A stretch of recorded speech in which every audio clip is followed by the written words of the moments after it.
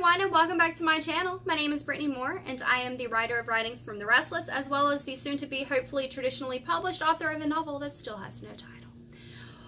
Whew, moving right along. Today, we're going to be talking about Be Your Own #Goals, written by Kristen Martin. So if you're a part of the booktube community, chances are you already know who Kristen Martin is. She's this lovely gal right here.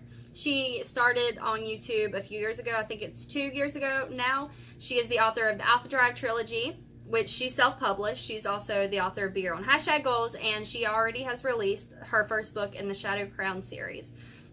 So being a fan of Kristen, I totally admire her dedication, perseverance, and how insanely time-oriented she is.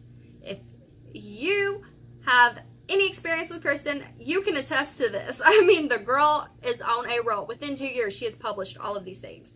So whenever I found out she was going to be publishing Be Your Own #Goals, which is kind of a guide, so call it, to finding your truths, figuring out what it is in life that makes you passionate, and being your own #goals. I was stoked because I wanted to see a different side to her. I wanted her advice, her opinion, just to see, what she has to say about things like this. Anybody else know something? Just like, hands, hello. Alright, moving. Anyways, the first thing that I noticed is that it's very easy to read. And when I say it's easy to read, I mean it has kind of a journal style, so it's very personable, and it even reminds me of Eat, Pray, Love, which is a book written by Elizabeth Gilbert, as well as How to Be a Badass by Jen Sinclair. I really struggled for words there.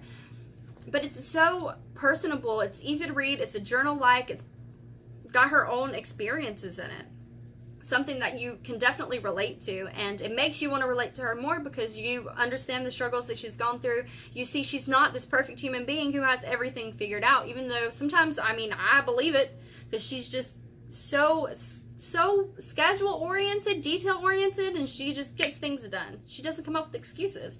Speaking of excuses, this book talks about excuses and how you have to stop letting them hold you back. You have got to move on. You need to have the law of attraction in your life. Put the people who are going to bring you up and motivate you around you instead of being surrounded by people who might be downers. So that was a heavy focus on this book. It was just all of a focus about you as a person and overcoming those fears and being able to finally become aligned with your truth and figure out what's holding you back. And the number one thing that I enjoyed about Be Your Own #Goals is the fact that it has these exercises at the end of each chapter where she kind of gives you different action items to look at, and it helps inspire you to move and do instead of think and read. I think my washer just broke, guys, but that's okay.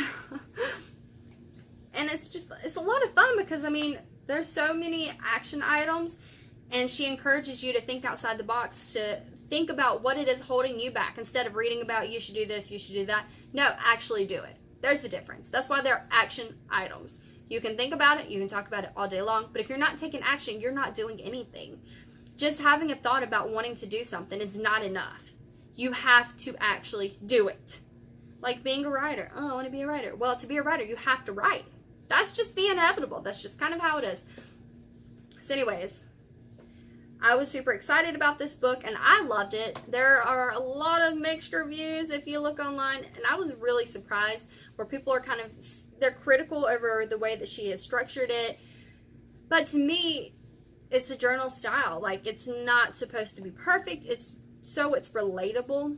So I was completely okay with everything about the book. I had no problem. I appreciated her honesty and her ability to open up and encourage other individuals to do what they want to do and what they're passionate about. So I can understand why some people were very critical of her book, but me personally, I loved it. I enjoyed it.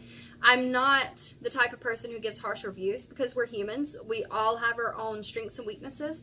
This is a book that I would read again, and I would have read it just to support her. I would have bought it just to support her. But I did happen to love the book, and she made me think about myself a lot. And if you could see this book, you would see I have so many pages dog-eared. I actually got it signed, or else I probably would have highlighted it in the book, because highlighting is something I like to do in books, but not in signed copies. So, if you're someone similar to Kristen, definitely read this book. If you're not similar to Kristen, then you might not get anything out of it. I guess that's what I'm trying to say at the end of the day. I love the book. If you love Kristen Martin, you'll probably love the book. That said, I'm going to close this, and that's what I feel. That's my subjective opinion of Be Your Own #Goals by Kristen Martin. And that's it. I'll see you guys next time.